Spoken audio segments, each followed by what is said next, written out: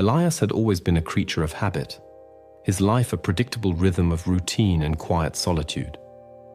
His days unfolded within the sterile confines of a mid-level accounting firm, the endless columns of numbers offering a strange comfort in their order and predictability. His evenings were spent in the equally predictable silence of his small apartment, a microwave dinner followed by a few hours of television before an early, uneventful bedtime. His social life was minimal, consisting mainly of occasional, somewhat stilted conversations with his wife, Clara, and the infrequent, obligatory get-togethers with his best friend since college, Mark. Clara was the vibrant counterpoint to Elias's quiet existence. When they had first met, her energy and enthusiasm had been intoxicating, a breath of fresh air in his otherwise staid world. Over the years, however, that initial spark had dimmed, replaced by a comfortable, almost businesslike companionship. They coexisted peacefully, sharing the same space but often feeling worlds apart. Elias had attributed it to the natural ebb and flow of a long-term relationship, a settling into comfortable familiarity. He hadn't suspected the undercurrents, the hidden currents that were about to pull his life into a terrifying and unexpected maelstrom. Mark was the boisterous, life-of-the-party type, the kind of friend who always had a joke ready and a plan for a night out. Elias, introverted by nature, had always appreciated Mark's ability to draw him out of his shell, to inject a bit of excitement into his otherwise uneventful life. Mark was the best man at his wedding, the person he would call in a crisis, the one friend he truly trusted.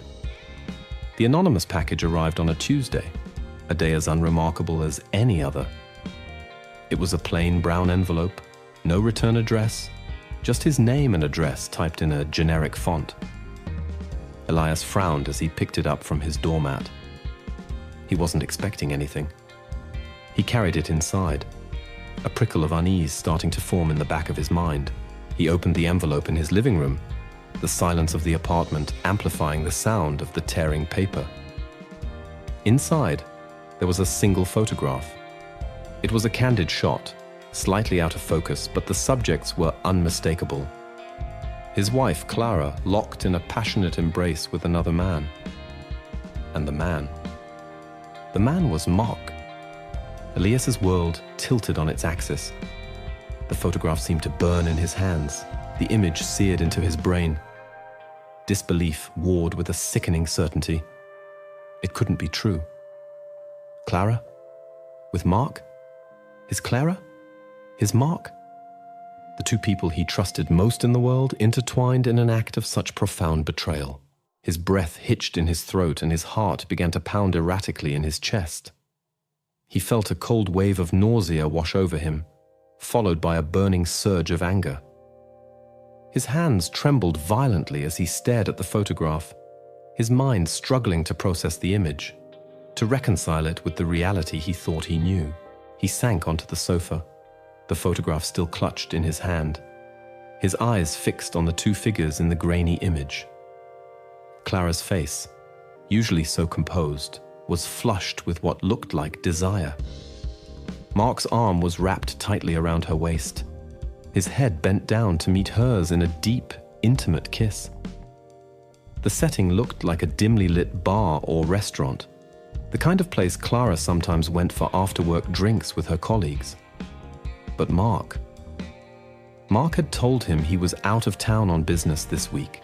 The lies, the deception, the sheer audacity of it all crashed down on Elias like a physical blow.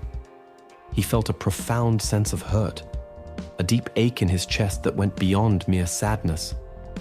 This was a betrayal of the highest order, a violation of the trust he had placed in the two people closest to him. He replayed their recent interactions in his mind, searching for any sign, any hint of what had been going on behind his back. Clara had been a little distant lately, he recalled, but he had attributed it to stress at work. Mark had been his usual jovial self, offering the same friendly banter and easy camaraderie. Now, every smile, every shared joke felt like a calculated act of deceit, Elias felt a burning rage begin to simmer beneath the surface of his shock and hurt. How could they do this to him? How could they betray him so completely? The years of shared history, the vows they had made, the friendship he had cherished, all of it felt like a cruel mockery now. He stood up abruptly, pacing the small living room, the photograph still clutched tightly in his hand. He felt a desperate need to confront them, to demand an explanation, to unleash the torrent of emotions that was threatening to consume him. But a part of him hesitated. He needed to be sure. The photograph was damning, but it was just one image. Could there be some other explanation? A misunderstanding? A cruel prank? He knew, deep down, that the chances of that were slim. The intimacy in the photograph was undeniable, but he needed to be absolutely certain before he confronted them, before he allowed his anger to fully erupt. He needed more proof. He decided to start with Clara. He would observe her, watch her reactions, try to gauge whether she was hiding something. He would be subtle, careful not to arouse her suspicion. He would play the part of the unsuspecting husband, all the while secretly searching for more evidence of her betrayal. And as he formulated his plan, the initial hurt began to give way to a cold, hard resolve. He wouldn't let them get away with this. They had hurt him deeply, and he would make them regret it. The quiet, predictable life of Elias was about to be shattered, replaced by a consuming desire for retribution. The game had begun.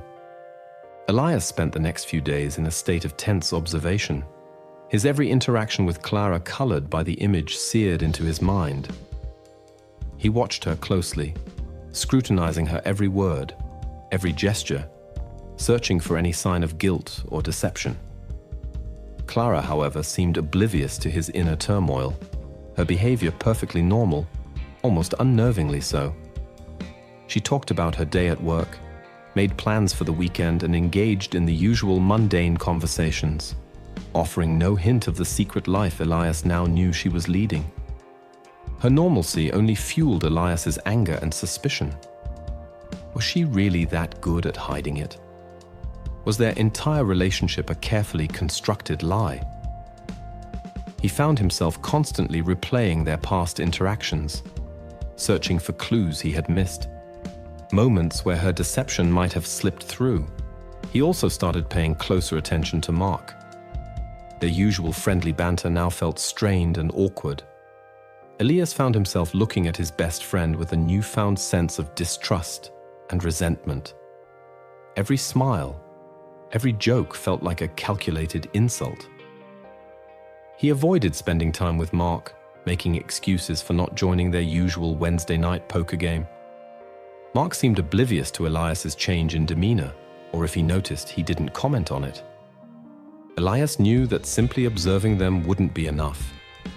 He needed more concrete proof, something that would force them to confess. He started subtly investigating, looking for any tangible evidence of their affair. He checked Clara's phone when she wasn't looking, scrolling through her messages and call logs, but found nothing incriminating. She was careful, he realized.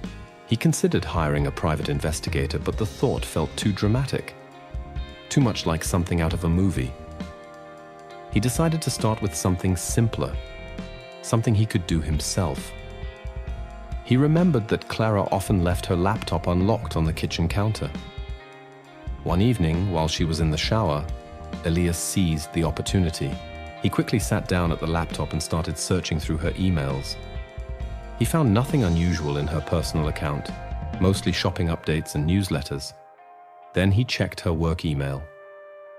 There, buried in a folder labeled Project Updates, he found a series of messages exchanged between Clara and Mark. The subject lines were innocuous, but the content was anything but.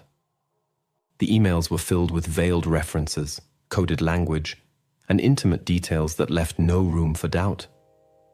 They were having an affair, and it had been going on for months. They talked about secret meetings, stolen moments, and their longing for each other. Elias felt a sickening wave of confirmation wash over him as he read their words, the reality of their betrayal hitting him with full force. He copied the most damning emails onto a USB drive, his hands shaking with a mixture of anger and a grim satisfaction. He now had undeniable proof of their deceit. He knew he couldn't keep silent any longer. He had to confront them. The question was, how? He could simply show them the photograph and the emails, lay bare their treachery, and unleash his fury. But a part of him wanted more. He wanted them to suffer, to feel the same pain they had inflicted on him. The initial shock and hurt had solidified into a cold, burning desire for revenge. He started to formulate a plan, a way to make them regret their actions, to make them pay for their betrayal. He thought about exposing their affair publicly, revealing their deceit to their friends, family, and colleagues. He considered confronting them both at the same time, orchestrating a dramatic showdown that would leave them humiliated and ashamed. As he pondered his options, Elias remembered a conversation he had had with Mark a few months ago. Mark had confided in him about some financial troubles he was facing, a risky investment that had gone sour. Mark had mentioned that he was desperately hoping for a promotion at work to help him get back on his feet. Elias knew that Mark's job was incredibly important to him, his lifeline. An idea began to form in Elias's mind, a way to strike back at Mark where it would hurt the most. Elias worked in the accounting department at the same firm as Mark, although in different divisions. Elias had access to certain internal information, performance reviews, and promotion track records. He knew he could potentially manipulate things, subtly influence the decision-making process when it came to Mark's promotion. The thought of sabotaging Mark's career, of crushing his professional ambitions, filled Elias with a dark sense of satisfaction. It wouldn't undo the pain of the betrayal, but it would be a start. It would be a way to make Mark pay for his treachery. As for Clara, Elias knew that her professional reputation was also important to her. She worked in a competitive field, and any hint of scandal could damage her career prospects. He considered exposing their affair to her colleagues, perhaps even anonymously tipping off her boss. The more Elias thought about it, the more his desire for revenge consumed him. The quiet, predictable life he had once known seemed a distant memory, replaced by a burning need to make Clara and Mark regret the day they were born. The betrayal had awakened a darkness within him, a ruthlessness he never knew he possessed. He was no longer just the quiet, unassuming Elias. He was someone who had been deeply wronged, and he was determined to make them pay. The game had truly begun, and Elias was ready to play it with a cold and calculating precision. Elias's plan began to unfold with a chilling efficiency. He focused his initial efforts on Mark, meticulously working to undermine his chances for the coveted promotion. Using his access to internal company data, Elias subtly manipulated performance reviews, highlighting minor errors in Mark's past projects and downplaying his successes. He anonymously sent carefully crafted emails to key decision-makers, raising concerns about Mark's leadership skills and his overall suitability for the higher-level position. He made sure to frame his criticisms in a way that seemed objective and professional, masking his personal vendetta beneath a veneer of corporate concern. He watched with a grim satisfaction as Mark, oblivious to the machinations behind the scenes, continued to work diligently, believing his promotion was within reach. Mark would often confide in Elias, sharing his excitement and his hopes for the future, completely unaware that his best friend was actively working to sabotage his dreams. Elias played along, offering false encouragement and feigned support, the hypocrisy of his actions fueling his anger and resentment. Meanwhile, Elias also began to subtly target Clara's professional life. He knew she was particularly sensitive about her reputation within her industry. He started leaking carefully selected information about her affair to a few well-placed individuals within her professional network, making sure the rumors were vague enough to raise suspicion but difficult to trace back to him. He watched as Clara became increasingly anxious and stressed, noticing the worried glances and hushed conversations among her colleagues. The tension in their apartment was palpable. Elias continued to play the role of the unsuspecting husband, but the silence between them was thick with unspoken accusations and simmering resentment. Clara seemed to sense a change in him, a coldness in his demeanor, but she couldn't quite put her finger on the reason. She would occasionally ask if anything was wrong, but Elias would simply brush her off, offering vague excuses about stress at work. As Elias continued his campaign of subtle sabotage, he found himself becoming increasingly consumed by his desire for revenge. It was as if the betrayal had unlocked a dark and vengeful part of his personality, a side he never knew existed. He found a strange sense of power in manipulating the lives of Clara and Mark, in secretly orchestrating their downfall. However, beneath the surface of his vengeful satisfaction, a gnawing emptiness began to grow. He realized that his focus on revenge was consuming him, pushing everything else out of his life. He was isolating himself from the few remaining friends he had, and his work performance was starting to suffer. The joy he once found in the simple routines of his life had been replaced by a dark obsession. One evening, as he was meticulously crafting another anonymous email aimed at undermining Mark, Elias paused, staring at his reflection in the darkened computer screen. He saw a man he barely recognized, a man consumed by bitterness and anger. He wondered if this was who he had become, if this relentless pursuit of revenge was worth sacrificing his own peace of mind.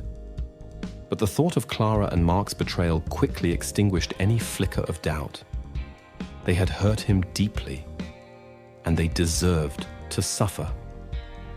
He couldn't let go of his plan. Not yet. He had come too far. The climax of Elias's plan against Mark arrived when the company announced the promotion decisions. Mark's name was conspicuously absent from the list. Elias watched from a distance as Mark received the news, his face falling in disappointment and confusion. Later that day, Mark approached Elias, his usual jovial demeanor replaced by a bewildered frustration. "I don't understand it, Elias," Mark said, shaking his head. "I thought I was a shoo-in for this promotion. My boss even hinted that it was practically mine. What happened?" Elias feigned sympathy, offering platitudes and empty reassurances. Inside, however, he felt a surge of dark satisfaction. His plan had worked. He had successfully sabotaged Mark's career ambitions. Around the same time, Clara's anxiety reached a fever pitch. The rumors circulating within her professional circle had intensified, and she could sense that her colleagues were looking at her differently. She became withdrawn and defensive, her usual confidence replaced by a nervous uncertainty. Elias watched her unraveling with a cold detachment. He knew he was the one responsible for her distress, but he felt no remorse. She deserved it. They both did. Elias knew that he was approaching the final stage of his revenge. He had successfully undermined their professional lives. Now it was time for the final blow, the moment when he would reveal his knowledge of their betrayal and watch their personal lives implode. He had gathered all the evidence, the photograph, the emails, the subtle manipulations he had orchestrated. He was ready to confront them, to expose their lies, and to finally unleash the full force of his anger and hurt. The stage was set for a dramatic confrontation, a moment of truth that would change everything forever. The quiet, unassuming Elias was about to make Clara and Mark truly regret the day they were born. The confrontation took place on a Saturday evening. Elias had orchestrated it carefully, inviting both Clara and Mark over for dinner under the guise of wanting to clear the air after his recent withdrawal. Clara seemed hesitant, but agreed, likely sensing that something was amiss. Mark, still reeling from the career setback, readily accepted, hoping for some much-needed support from his best friend. As they sat down at the dinner table, the atmosphere was thick with unspoken tension. Ilias had prepared a simple meal, but none of them ate much. The polite conversation felt forced and unnatural. After a while, Elias cleared his throat, his gaze sweeping between Clara and Mark. "So," he began, his voice deceptively calm, "I think it's time we had a little chat about what's been going on." Clara's eyes widened slightly, a flicker of apprehension crossing her face. Mark looked at Elias, a hint of confusion in his expression. Elias reached into his pocket and pulled out the photograph. He slid it across the table, the grainy image landing between Clara and Mark. The color drained from their faces as they looked at the picture. A stunned silence filled the room. Clara's hand flew to her mouth, her eyes wide with panic. Mark's jaw dropped, his face turning ashen. What is this?" Clara stammered, her voice barely a whisper. Elias leaned back in his chair, his gaze unwavering. "Don't play coy, Clara. You know exactly what that is." Mark finally found his voice, his tone defensive. "Elias, there's an explanation." "Oh, I'm sure there is, Mark," Elias interrupted, his voice laced with sarcasm. "I'd love to hear it. Perhaps you can tell me all about your business trip that week." He reached into a folder beside him and pulled out the USB drive. He plugged it into his laptop, which was connected to the television. A series of emails flashed across the screen, Clara and Mark's intimate exchanges laid bare for all to see. The silence in the room was deafening. Clara's face was now buried in her hands, and Mark looked like he wanted to disappear. Elias watched them, a cold sense of satisfaction washing over him. The moment of truth had arrived. "So," Elias said, his voice now hard and unforgiving, "for months, while I was at work, while I was here in this apartment, you two were carrying on behind my back. My wife, my best friend, the two people I trusted most in the world." He stood up, his anger finally breaking through the carefully constructed calm.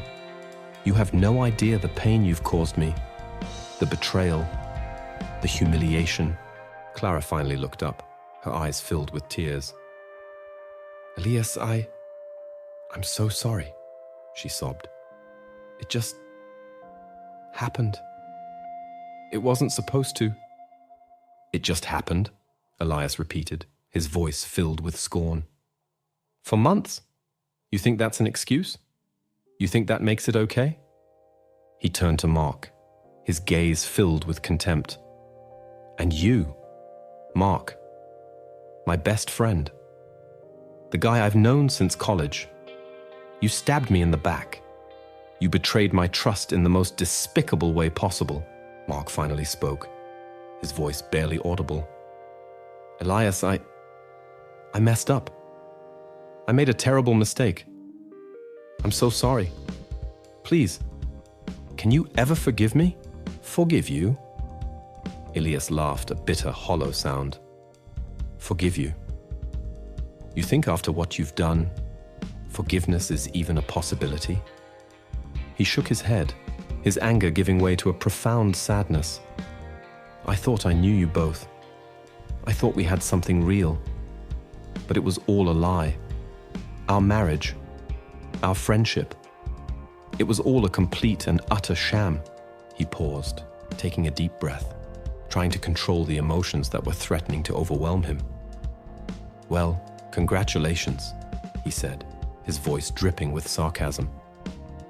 "You both got what you wanted, didn't you? You had your little secret, your little affair. And now, it's out in the open." He looked at Clara, his gaze cold and distant. "As for you, Clara, I want you out of my apartment by the end of the week. I want a divorce. I never want to see your face again." Clara gasped, her face pale with shock. "Elias, please don't do this," she pleaded. "We can work through this. I still love you." "Love me?" Elias scoffed. "If you loved me, you wouldn't have done this. You wouldn't have betrayed me." He turned to Mark, his expression equally unforgiving. And you, Mark, our friendship is over. Don't ever speak to me again." He watched as Clara broke down into sobs, and Mark stood there, looking defeated and ashamed. Elias felt a strange mix of satisfaction and emptiness. He had confronted them, he had exposed their betrayal, and he had ended their relationship and their friendship. He had gotten his revenge. But as he looked at their broken faces, he couldn't shake the feeling that something was still missing. The pain of their betrayal was still there, a deep ache in his heart that even his successful revenge couldn't fully erase. The ending of this chapter of his life had arrived, and the future stretched before him, uncertain and alone. The quiet, predictable life he had once known was gone forever, replaced by the bitter taste of betrayal and the hollow victory of revenge.